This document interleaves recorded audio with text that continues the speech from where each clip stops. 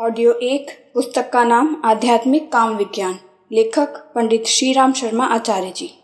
नर और नारी के बीच पाए जाने वाले प्राण और रई, अग्नि और सोम, स्वाहा और स्वधा तत्वों का महत्व सामान्य नहीं असामान्य है। सर्जन और उद्भव की उत्कर्ष और आह्लाद की असीम संभावनाएं उसमें भरी पड़ी हैं। प्रजा उत्पादन तो उस मिलन का बहुत ही सूक्ष्म या स्थूल और अति तुच्छ परिणाम है।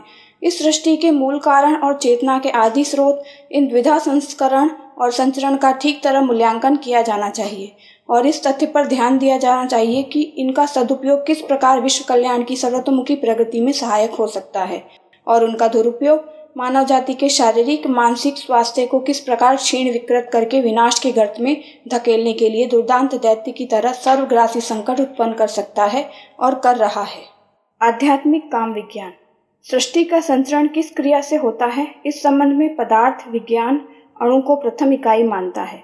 वैज्ञानिकों का कहना है कि अणु के अंतर्गत नाभिक तथा दूसरे घटक अपना क्रियाकलाप जिस निर्धारित प्रक्रिया के अनुसार संचालित करते हैं उसी में विविध हलचलें उत्पन्न होती है और वस्तुओं के उद्भव से लेकर शक्ति उत्सर्जन की क्रिया विभिन्न रूपों में चल पड़ती है। यह 50 वर्ष पुरानी मान्यता है।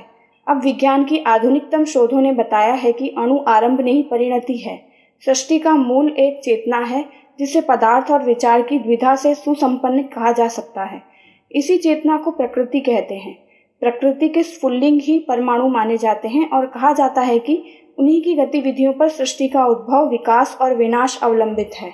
अध्यात्म विज्ञान इसकी बहुत अधिक गहराई तक जाता है और वह सृष्टि का आरंभ प्रकृति और पुरुष के सम्मिश्रण से मानता है। वैज्ञानिक शब्दों में प्रकृति को रई और पुरुष को प्राण भी कहा जाता है। इसी को शक्ति और शिव कहते हैं। वेदों में इसे सोम और अग्नि कहा गया है और अधिक स्पष्ट समझना हो तो इन्हें ऋण नेगेटिव और धन पॉजिटिव विद्युत धाराएं कह सकते हैं।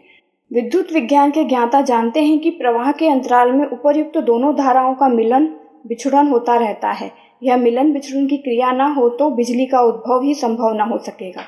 प्रकृति और पुरुष के बारे में सांख्यकार की उक्ति है कि वे निरंतर मिलन विछुड़न के संघर्ष अपकर्ष की प्रक्रिया संचारित करते हैं। फलस्वरूप परा और अपरा प्रकृति के नाम से पुकारा जाने वाला वह सृष्टि वैभव आरंभ हो जाता है जिसका प्रथम परिचय हम अणु क्रिया द्वारा प्राप्त करते हैं।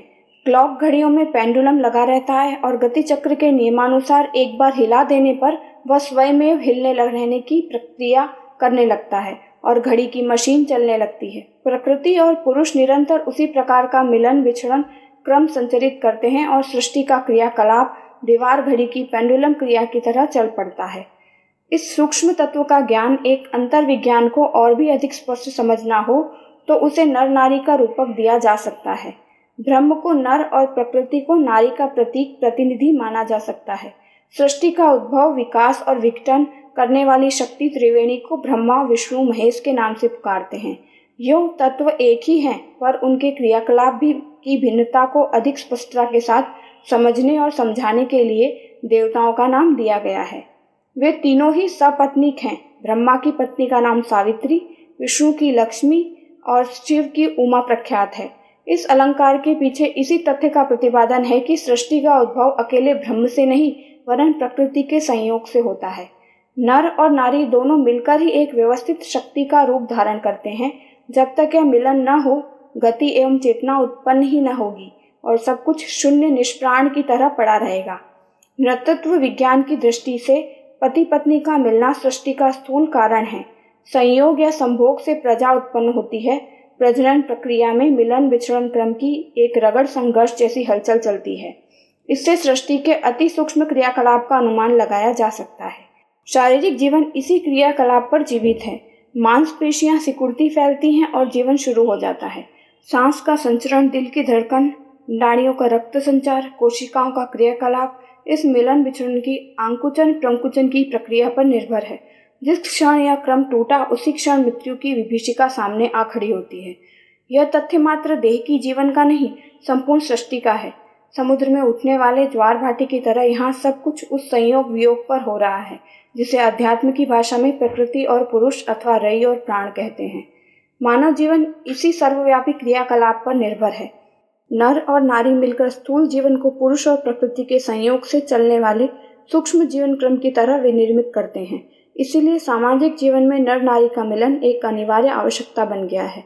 अपवाद की बात अलग है। व्यवस्था और अति उच्च स्तरीय आदर्शवादिता नर और नारी के मिलन को वर्जित भी रख सकती है, पर वह मात्र अपवाद है। उनमें स्वाभाविकता नहीं है और न ही सरल विकास क्रम की क्रम व्यवस्था का ही समावेश है। स्वाभाविक जीवन नर और नारी के सुयोग संयोग से विकसित होता है। इस तथ्य को स्वीकार करने में किसी को कोई आपत्ति नहीं होनी चाहिए। यह संयोग मात्र प्रजनन के लिए नहीं है और न ही इंद्रिय तृप्ति के लिए है। वंशवृद्धि और आह्लाद की आवश्यकता इन क्रियाओं को अपनाने के लिए भी यह प्रेरित कर सकती है, पर नर और नारी के मिलन के आधार पर बनने वाला संयोग मूलतः दोनों की प्रसुप्त चेतनाओं को जगाने के लिए है। जन्म से लेकर मरण पर्यंत यह आवश्यकता समान रूप से बनी रहती है। बचपन में माता का स्तनपान, गोदी में खेलना, लाड़ दुलार एक आवश्यकता है। मातृविहीन लड़के और पितृविहीन लड़कियां मनोवैज्ञानिक दृष्टि से बहुत हद तक अविकसित रह जाते हैं। बहन भाइयों का साथ खेलना परिवार की शोभा है। जिन घरों में केवल लड़के ही लड़के हैं या लड़कियां ही लड़कियां हैं, उनमें सर्वतोमुखी प्रतिभा का विकास बहुत कुछ रुका रहता है और मानसिक अपूर्णता को वहां सहज ही देखा जा सकता है। यौवन के आंगन में प्रवेश करते ही दाम्पत्य जीवन की व्यवस्था जुटानी पड़ती है। ढलती आयु में यह जरूरत पुत्र पुत्रियों को गोदी में खिलाते हुए पूरी होती है। इस प्रकार प्रकारांतर से नर नारी आपस में प्रायः गुथे ही रहते हैं और अपनी अपनी विशेषताओं के कारण एक दूसरे की प्रतिभा की प्रसुप्त शक्तियों को जगाने की महत्वपूर्ण भूमिका स्थापित करते रहते हैं। मनोविज्ञान शास्त्री डॉक्टर फ्रायड ने मानव जीवन के विकास की सबसे महती आवश्यकता काम मानी है, जिसे वह नर और नारी के मिलन से विकसित होने वाली मानता है। चूंकि अपने देश में काम शब्द प्रजनन क्रिया एवं संयोग के अर्थ में प्रयुक्त होने लगा है, इसलिए वह अश्लील जैसा बन गया है और उसे हेय दृष्टि से देखा जाता है। इसलिए फ्रायड की उपयुक्त मान्यता अपने गले नहीं उतरती और न रुचती है। पर यदि उसे वैज्ञानिक परिभाषा के आधार पर सोच और शब्दों के प्रचलित अर्थों को कुछ समय के लिए उठाकर एक और रख दें, तो इस निष्कर्ष पर पहुंचना पड़ेगा कि सृष्टि के मूल कारण प्रकृति और पुरुष के मिलन से लेकर दाम्पत्य जीवन बसाने तक चली आ रही काम प्रक्रिया विश्व की एक ऐसी आवश्यकता है जिसे अस्वीकार करने में केवल आत्मवंचना ही हो सकती है। दुरुपयोग हर वस्तु का निषेध है। अति को सर्वत्र वर्जित किया गया है। अविवेकी मनुष्य ने हर इंद्रिय का दुरुपयोग करने में कोई कसर नहीं रखी है। जीवा को ही लें तो कटु और असत्य भाषण से लेकर अभक्ष्य भोजन तक की दुष्प्रवृत्ति अपनाकर अपना शारीरिक, मानसिक, नैतिक, आर्थिक सब प्रकार अहित ही किया गया है। यह दोष जीवा की स्वाद एवं संभाषण क्षमता का नहीं, इनका सदुपयोग किया जाए तो जीवा हमारे जीवन में विकास क्रम की महती भूमिका संपादित कर सकती है।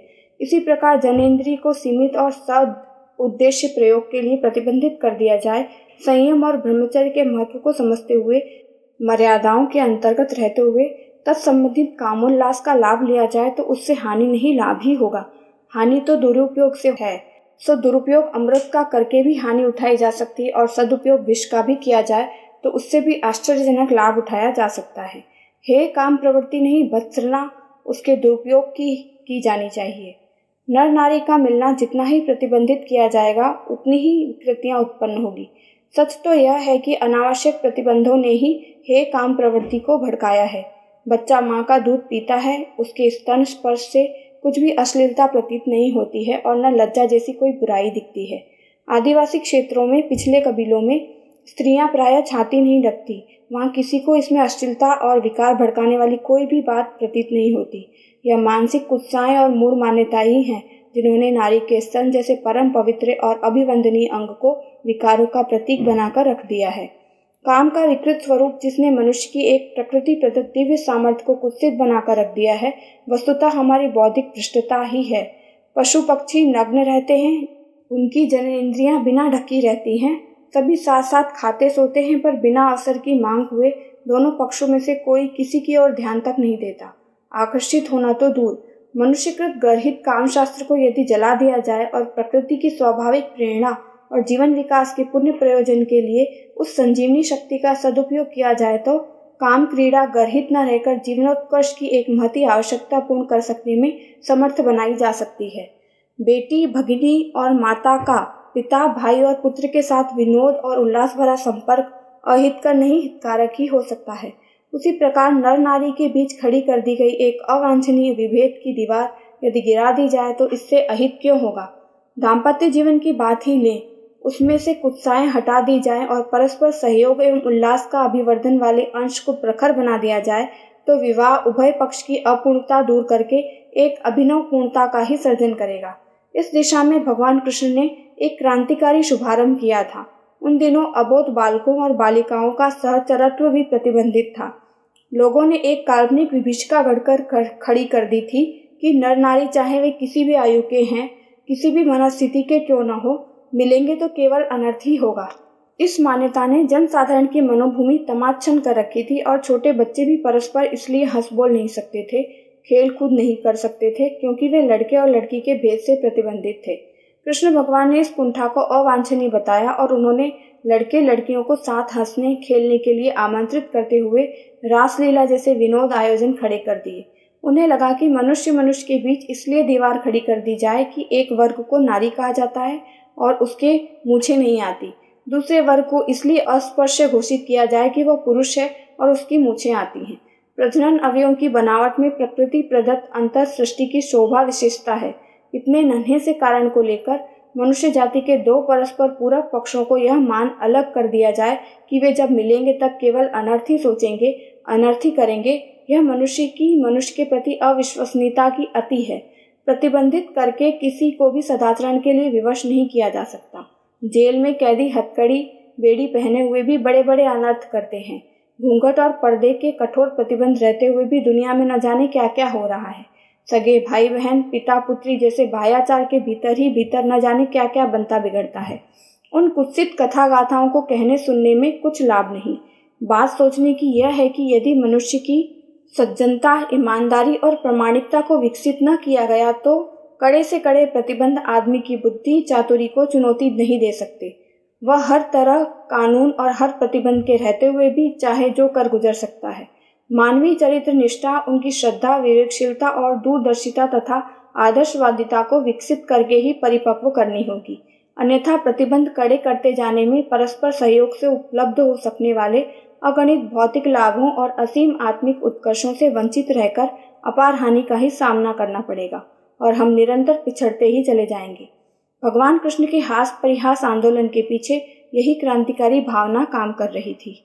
आध्यात्मिक कामशास्त्र की जानकारी हमें सर्वसाधारण तक पहुंचानी ही चाहिए, भले ही उस प्रशिक्षण को अवांछनीय या अश्लील कहा जाए। सृष्टि के इतने महत्वपूर्ण विषय को जिसकी जानकारी प्रकृति जीव जंतुओं तक को करा देती है, उसे गोपनीय नहीं रखा जाना चाहिए, खास तौर से तब जबकि इस महत्वपूर्ण विज्ञान का स्वरूप लगभग पूरी तरह से विकृत और उल्टा हो गया है। जो मान्यताएं चल रही हैं वे ही चलने दी जाएं। सुलझे हुए समाधान और सुरुचिपूर्ण प्राविधान को यदि प्रस्तुत न किए गए तो विकृतियां ही बढ़ती पनपती चली जाएंगी और उससे मानव जाति एक महती शक्ति का दुरुपयोग करके अपना सर्वनाश ही करती रहेंगी। आध्यात्मिक काम विज्ञान नर नारी के निर्मल सामीप्य का समर्थन करता है। दाम्पत्य जीवन में उसे इंद्रिय तृप्ति और काम प्रेरणा द्वारा उत्पन्न होने वाले हर्षोल्लास की परिधि तक बढ़ाया जा सकता है। इसके अतिरिक्त यह सौम्य सामीप्य अप्रतिबंधित रहना चाहिए। जिस प्रकार दो नर या दो नारी चाहे वे किसी वय के हों, निर्बाध रूप से हंस बोल सकते हैं और स्नेह सामीप्य बढ़ा सकते हैं और उससे कुछ भी अनुचित आशंका नहीं की जाती। इसी प्रकार नर नारी का परस्पर व्यवहार भी निर्मल और निष्कलंक रख सकना अति सरल है। इस सौम्य सरलता को प्रतिबंधित नहीं किया जाना चाहिए। प्रतिबंध परक प्रयोग पिछले बहुत दिनों से चले आ रहे हैं और उनके निष्कर्षों ने उस मान्यता की निरर्थकता ही सिद्ध की है। पर्दे की प्रथा चलाकर हमने क्या पाया? केवल इतना हुआ कि नवागंतुक वधुएं अपनी ससुराल का जो अविच्छिन्न स्नेह पा सकती थी, अनुभवी गुरुजनों का परामर्श पा सकती थी, अपनी कठिनाइयों की चर्चा करके समाधान पा सकती थी, उससे वंचित रह गई। उन्हें ससुराल का वातावरण पितृगृह से उतना भिन्न और विपरीत लगा जितना स्वच्छंद वितरण करने वाले पक्षी की आंखें बंद करके उसके चारों ओर से पर्दा लगाकर रखे गए पिंजरों में बंद किए जाने की स्थिति में हो सकता है। कई भावुक लड़कियां तो इस जमीन आसमान जैसे परिवर्तन से बुरी तरह घबरा जाती हैं और उन्हें हिस्टीरिया सरीखे भय, भूत प्रेत, घबराहट जैसी अनेक मानसिक बीमारियां उठ खड़ी होती हैं। ऐसी स्थिति में हीनता की भावना बढ़ना नितांत स्वाभाविक है। सब लोग हंसी खुशी से घर बाहर घूमे और हंसे बोले, पर उस वयस्क नारी की जिसकी भावुकता नए वातावरण में बहुत ही उभरती है और नई परिस्थितियों में ढलने बदलने के लिए उस परिवार के भारी मानसिक सहयोग की आवश्यकता पड़ती है। यदि मुंह ढककर एक कोने में बैठे हुए प्रतिबंधित कैदी की स्थिति में पटक दिया जाए तो निसंदेह उसका मानसिक प्रभाव घुटन, कुंठा, अरुचि, विवशता, ज्यादती के रूप में ही होगा। या तो विद्रोह भड़केगा या अंतःकरण अपना अहम खोकर सर्वथा दीनहीन पराधीन हो जाएगा। दोनों ही मनःस्थितियां अवांछनीय हैं। इससे नारी की भाव संपदाओं का, सृजनात्मक विभूतियों का नाश हो सकता है, हुआ भी है। पर्दा प्रथा ने नववधुओं के साथ सचमुच बहुत अनीति बरती है और ज्यादती की है और उसका परिणाम समस्त समाज को भोगना पड़ा है। यह अस्वाभाविक प्रक्रिया एक कदम भी जीवित न रह सकी। पर्दे का उद्देश्य रत्ती भर भी सफल न हुआ। उसका उद्देश्य नर और नारी के बीच पारस्परिक आकर्षण को रोकना था। वह कहाँ पूरा हुआ। नववधु केवल ससुराल में सास ससुर, जेठ आदि गुरुजनों से पर्दा करती हैं, जो वस्तुतः उसे बेटी जैसी ही समझ सकते हैं। जिनसे खतरा है उनके तई तो पर्दा फिर भी खुला रह सकता है। यदि व्यभिचार की रोकथाम की समस्या है तो उसकी सबसे अधिक गुंजाइश पितृगृह के स्वच्छंद वातावरण में रहती है। ससुराल में भी बाहर के लोगों से हाट बाजार में, मेले ठेले में किसी से भी मुंह खोलकर बातें की जा सकती है। ससुराल में भी यदि उस आकर्षण की गुंजाइश है तो देवर से है, जो पति की अपेक्षा अधिक मृदुल लग सकता है। उससे पर्दा नहीं, बुजुर्गों से पर्दा। इस मूर्खता को किसी भी तथ्य के आधार पर समर्थित नहीं किया जा सकता जो आजकल चल रही है। पर्दे की प्रथा उन विदेशी शासकों की देन है जो दूसरों की बहन बेटियों को केवल पाप, अनाचार की दृष्टि से देखते और उनका अपहरण करने में नहीं चूकते थे। उन दिनों पर्दे का कुछ सामयिक उपयोग भी हो सकता था। अरब के रेगिस्तानों में जहाँ रेतीली आंधियां चलती रहती थी, आंख, नाक, कान, मुंह आदि को कूड़े कचरे से बचाने के लिए पर्दे का प्रचलन कुछ समझ में भी आता है, पर भारत की वर्तमान परिस्थिति में कहीं घूंघट पर्दे की गुंजाइश है, इसका कोई कारण समझ में नहीं आता। यौवन कोई अभिशाप नहीं, नारी का शरीर मिलना कोई पाप नहीं है। इस ईश्वरीय अनुदान को निष्ठुरतापूर्वक प्रतिबंधित किया जाएगा तो उसकी प्रतिक्रिया अवांछनीय और अनुपयुक्त ही होगी। पर्दे ने नारी का मनोबल गिराया और उसकी अगणित क्षमताओं को कुचलकर फेंक दिया है। उससे इसकी उपयोगिता में कमी आई और स्थिति यहाँ तक जा पहुंची कि लड़कियों का विवाह करना हो तो लड़के वाले रिश्वत के रूप में दहेज, नकदी, जेवर और गुलामी जैसी दीनता मांगते हैं। यह स्थिति तभी बनी जब नारी का मूल्य बेहिसाब गिर गया। यदि उसका उचित मूल्य स्थिर रखा गया होता तो बिना कीमत अपना शरीर, मन और सहयोग देने के लिए महान आत्मिक अनुदान देने वाली वधू के ससुराल वाले उसके चरण धो धोकर पीते। पशु भी कीमत देकर खरीदा जाता है। अनेक गुणों से विभूषित वधू घर में आए तो उसे लेने के लिए उपेक्षा दिखाई जाए और रिश्वत मांगी जाए। इस दयनीय स्थिति के पीछे नारी का वह अवमूल्यन झांक रहा है जो पर्दे जैसे प्रतिबंधों ने अवांछनीय और अनुचित रूप में प्रस्तुत कर दिया है। अध्यात्म तत्वज्ञान की मान्यताएं नर नारी के बीच की उन अवांछनीय दीवारों को तोड़ना चाहती हैं जो मनुष्य को मनुष्य से पृथक करती हैं और एक दूसरे का सहयोग करने में अस्वाभाविक, अप्राकृतिक प्रतिबंध उत्पन्न करती हैं। यौन विकृतियों और व्यभिचार के खतरों को रोकने के दूसरे तरीके हैं। एक दूसरे से सर्वथा पृथक रखने वाली प्रक्रिया इस प्रयोजन को पूरा नहीं करती। आधी जनसंख्या को इन प्रतिबंधों के नाम पर अपंग बनाकर हम अपने ही पैरों पर कुल्हाड़ी मार रहे हैं। सारी समस्या का एकमात्र कारण वह बौद्धिक भ्रष्टाचार है जिसने नारी को कामिनी और रमणी का अतिरंजित चित्रण करके उसे एक भयावह चुड़ैल के रूप में प्रस्तुत कर दिया। तथाकथित कलाकारों, चित्रकारों, मूर्तिकारों, कवियों, गायकों, साहित्यकारों, अभिनेताओं ने नारी का कुत्सित अंश ही उभारा, उसे यौन आकर्षण का प्रतीक मात्र बनाया और उस भ्रांति को अधिकाधिक सघन करने में अपनी सारी कलाकारिता का अंत कर दिया। नर और नारी के बीच पाए जाने वाले प्राण और रई, अग्नि और सोम, स्वाहा और स्वधा तत्वों का महत्व सामान्य नहीं असामान्य है। सर्जन और उद्भव की उत्कर्ष और आह्लाद की असीम संभावनाएं उसमें भरी पड़ी हैं। प्रजा उत्पादन तो उस मिलन का बहुत ही सूक्ष्म सा, स्थूल और अति तुच्छ परिणाम है। इस सृष्टि के मूल कारण और चेतना के आदि स्रोत इन द्विधा संस्करण और संचरण का ठीक तरह मूल्यांकन किया जाना चाहिए और इस तथ्य पर ध्यान दिया जाना चाहिए कि इनका सदुपयोग किस प्रकार विश्व कल्याण की सर्वतोमुखी प्रगति में सहायक हो सकता है और उनका दुरुपयोग मानव जाति के शारीरिक मानसिक स्वास्थ्य को किस प्रकार क्षीण विकृत करके विनाश के गर्त में धकेलने के लिए दुर्दांत दैत्य की तरह सर्वग्रासी संकट उत्पन्न कर सकता है। अश्लील, अवांछनीय और गोपनीय संयोग कर्म हो सकता है। विकारोत्तेजक शैली में उसका वर्णन अहितकर हो सकता है, पर सृष्टि संस्करण के आदि उद्गम प्रकृति पुरुष के संयोग से किस प्रकार यह द्विधा काम कर रही है यह जानना न तो अनुचित है और न अनावश्यक। सच तो यह है कि इस पंचाग्नि विद्या की अवहेलना अवमानना से हमने अपना ही अहित किया है। नर नारी के बीच प्रकृति प्रदत्त विद्युत धारा किस सीमा तक, किस दिशा में, कितनी और कैसे श्रेयस्कर प्रतिक्रिया उत्पन्न करती है और उनकी विकृति विनाश का निमित्त कैसे बनती है, इस जानकारी को आध्यात्मिक काम विज्ञान कह सकते हैं। इसे मात्र शारीरिक सुख को अधिकाधिक बनाने का प्रयोजन नहीं करना चाहिए।